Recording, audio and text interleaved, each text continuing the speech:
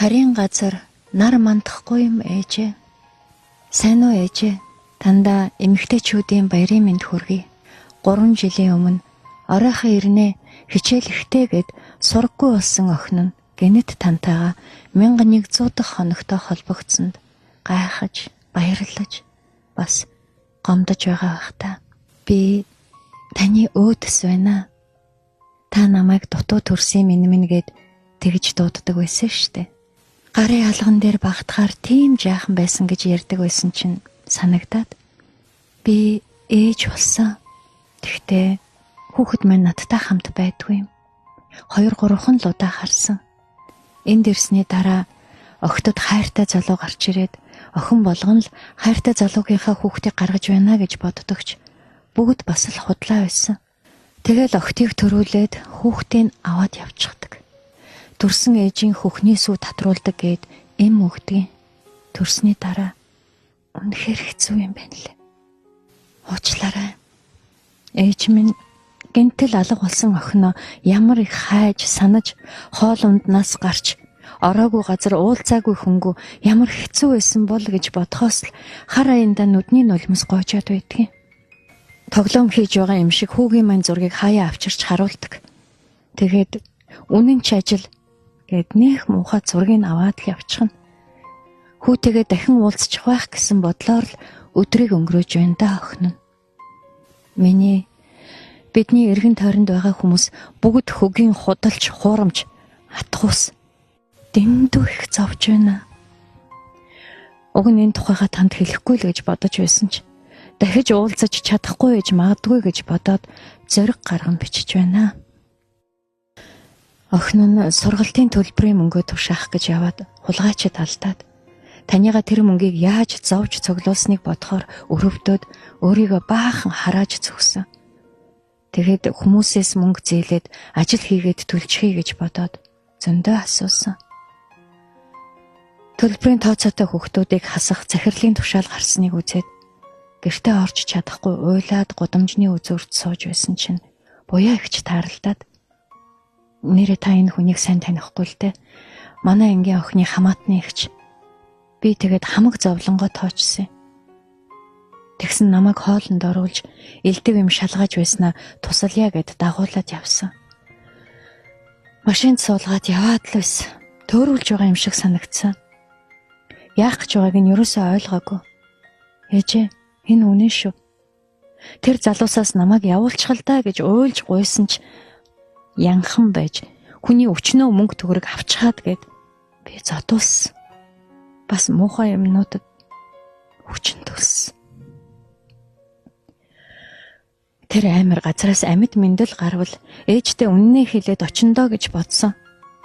Гэвч гараад ирэхэд буяа ихч гадаа машинтайгаа хүлээж байсан. Би үнэхээр танд итгэхэд дагаад ирсэн штэ. Би ингэж чадахгүй ихчээ.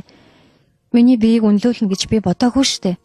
Боли ихчээгээд уйсан чинь бас л зодуулж ухаан болортож унсан байсан.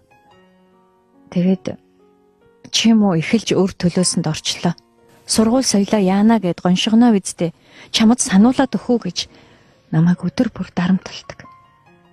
Хамгийн аймар нь дүүнэрийн минь 2 эхрийг занал хийсэн. Танаа дүүнэр чинь хөөхөн их гоё биетэй билүү. Жаахан охид илүү үн хүрдгийн хүн шиг байж чадахгүй бол би ч бас зөвүүн зан гаргаж чадъя шүү гэдэг. Монголд чинь өнчин ядуу хүнд дээрлэх хүн яасан ч олон юм. Ястай хөхмээр санагддаг байсан. Энэ хүмүүс зүгээр нэг занал хийлээгүйг мэдж байгаа болохоор ээжид битгий хэлээрээ бас дүүнэрийг минь 2 дүүг минь зүгээр байлгаач би хэлснээр чинь бай гэж гуйсан.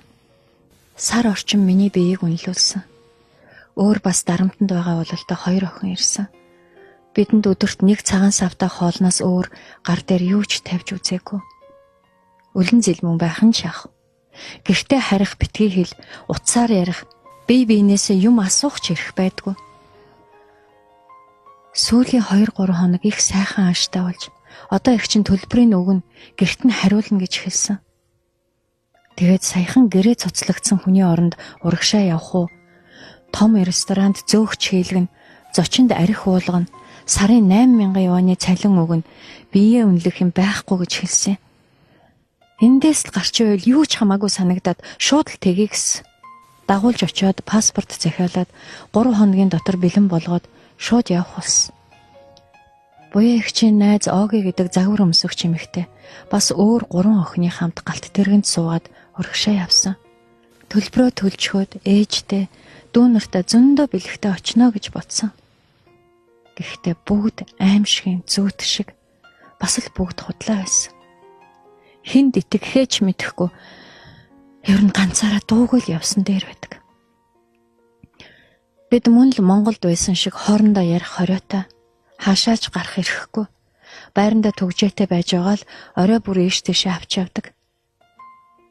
Хаашаа авч яваа нууц болохоор бүр сүлдээ асуухаач байсан. Ядахтаа ямар хятад хэл мэдвэ штэ.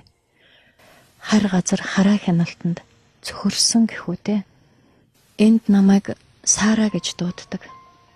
Намайг бүжиглүүлдэг. Бүх хувцсаа тайчаад л. Хэрвээ худалдан авагч миний бүжгийг үзэхэ болвол би хүснээс ялгаагүй болно. Өнөөдөр баяраа тэмдэглээд бүгдээрээ согтуу байгаа. Тэрийг ашиглаад л бичиж байна. Гэхдээ энэ хаяг найдвартай биш шүү. Боосууд орж шалгадгийн. Заримдаа худлаач захиа очиж магадгүй. Битгий гайхаараа ээж минь. Одоо бол бид нарыг интернетэд оруулахгүй эзний туршуул гэж 2-3 охин байгаа. Их аюултай. Тиймээс хүнд ч итгэж болохгүй байна. Бид нарыг Монголоос олон охтыг элдэв аргаар хуурч олж ирвэл явуулна гэсэн. Дор хаяж 10-аас 20 охин олж ир. Тэгвэл гэрлүүчин буцаана гэдгийг. Гэхдээ би итгэдэггүй. Эднэр эхлээд өөртөө итгүүлэх гэж янз бүрээр хуурдаг. Хүссэн юм бүрийг авч өгөөл, гэрлүү нь баг сага мөнгө явуулж өгөөл. Ингэхээр хүн болгон итгэдэггүй юм байна лээ. Уг нь энд Монгол хүн байдаг л да. Монгол хүмүүс ч гэж дээ. Мөнгөний төлөө юу ч хийхээс буцдаг новшнууд. Одоо энд надтай 8 охин байгаа. Өчигдөр бас Монголоос 2 охин нэмж авчирсан. Энд Монголоос охтыг авчирдаг нь монгол хүмүүс, зуучилдаг нь өвөр монгол, ажилуулдаг нь хятад хүмүүс байдаг.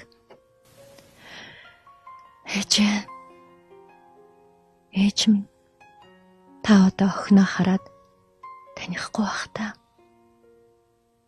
Заримдаа би толинд өөрийгөө харахаас ч уур хүрдэг болсон. Охин нь маш их өөрчилсөн. Таны нөгөө гэл хар үстмэн гээд зөөлхөн самнаж өгдөг хүсийг урт шар болгосон. Бас миний охин онорч гэсэн хөөхөн гэдэг нүдээ минь давхраа оюулж бас хамар хийлгсэн. Миний хөөх бүксийг минь томруулсан. Аймар. Би амьд минд байгаад тантайгаа уулзвал та л миний охин биш л гэх байх. Энд маш их арх утаг. Бас нэг муухай юм татуулдаг. Хятад мөнгөөр 300 юань байдаг. Тэр тамхиг татхаар нойр хүрдгөө. Бас хоол идэх хүсэлгүй болж тэнэг хүн шиг болчихдаг. Татахгүй болохоор ухаан санаа эрүүлж бүх би амар их чичирдэг. Тэрийг хэрэглэхгүй бол бид ажлын цагаар сэрүүн байж ажиллаж чаддаггүй. Урд байгаа олон охид ухаан мэдрэлээ алдсан. Буцаж чадахгүй үгсэн ч тохиолдол байгаа. Паспорт байхгүй болохоор бид нар цагдаад хэлэхээс айдаг. Хэрвээ бичиг баримтгүй бол шууд л шоронд хийдэг гэсэн. Би нодон жил зүгтах гэж яваад чадлагүй шоронд 10 хоног хоригдоод эднэр очиод авчихсан. Дараа нь өрн дээр нэмэгдэж бүр зовлон болсон. Чаддагсан бол Монголоос хууртагдаад ирж байгаа бүх охтод хэлмээр санагдах. Энд 5-аас 7 дор шүү. Чамд амлаж байгаа бүхэн худал чи харцаар нь хөдөлдөг боолол болно. Хизээч мөрөөдлийн амьдрал амархан олддог мөнгө гэж энэ ертөнцийн дээр байдгүй юм а гэж. Бид бол энд зүрхэн зогсоогүй Монголдо хорогдсон сүнснүүд л байна. Энд нар мандахгүй их уддаг. Шөнийн сар нь хүйтэн бас бүүдгэр хав харанхуй. Хүний газарт бэлгийн болчлолд өртөж хууртагдаж зовж байгаа олон охид энэ тамаас аврагтаасай. эх орондоо байх шиг ядуу зүдүүч гэсэн ээжийнхээ дүүнэрийнхээ хажууд өөрийнхөө эрх дураар байна гэдэг ямар их үн цэнтэй гэж танийгаа санахаар өөрийн эрэхгүй хөтлөө хуйлдаг. Амар их сандаг. Миний ээж намайг олоод эндээс авч яваасай. Бяцхан өөдсийгөө авраасай гэж үнэхээр хүсдэг. Сэрүүн зүудэлж явнаа ээж. Тэгтээ газрын хаана байгаагаа хизээ нутаг руугаа амьд мэд буцахаа таанч мэдэхгүй юм.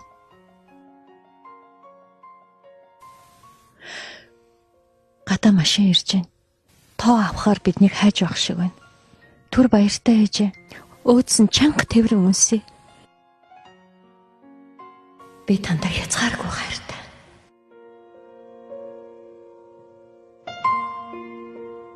Хүйсийн тэгшэрх төвийн тоо мэдээгээр Монгол улсын охид эмэгтэйчүүд 2003-аас 2019 онд бэлгийн мүлжлэгт 750 хохирогч өртснөөс 240 эх орондоо үлдсэн нь гадаадын 16 улсад худалдаалагдсан баримт байдаг.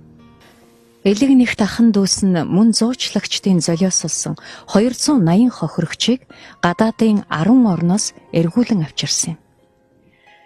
Ээжийнхээ халуун ингэрт эргэж ирээгүй олон охид байгаа нь харамсалтай.